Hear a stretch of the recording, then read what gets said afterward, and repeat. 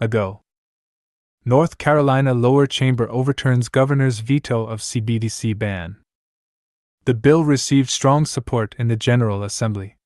Now, the state Senate will consider overturning the veto.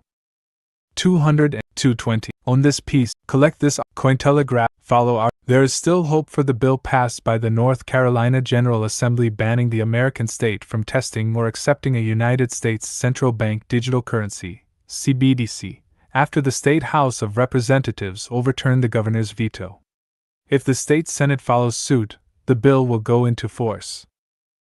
The bill passed both chambers of the state legislature in overwhelming bipartisan votes on June 26.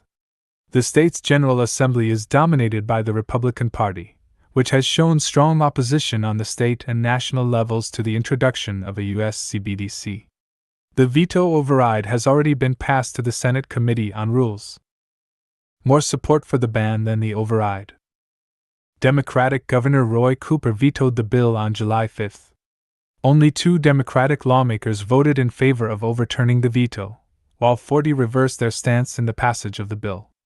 Cooper wrote in his veto, "This legislation is premature, vague, and reactionary and proposes an end result on important monetary decisions that haven't even been made yet." State Representative Mary Belk, who voted against the legislation and the override of the veto, said, "There's enough space in the digital economy for everyone.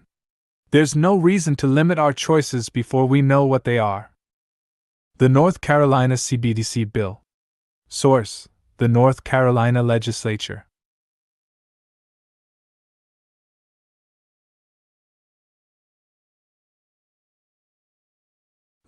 Related. Surging North Carolina is only one of a number of American states seeking to block the introduction of a U.S. CBDC.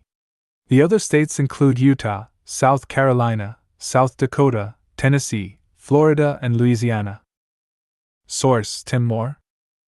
United States Federal Reserve Chair Jerome Powell stated after the Federal Open Market Committee meeting on July 31 that there's really nothing new going on at all with the U.S. CBDC, which has been the subject of research by the Federal. The Fed has stated repeatedly that it would not introduce a CBDC without a congressional mandate. Despite the Fed's assurances, the U.S. House of Representatives passed the CBDC Anti-Surveillance State Act in May. A companion bill has been introduced to the Senate by Senator Ted Cruz. Magazine: Crypto voters are already disrupting the 2024 election. Explore more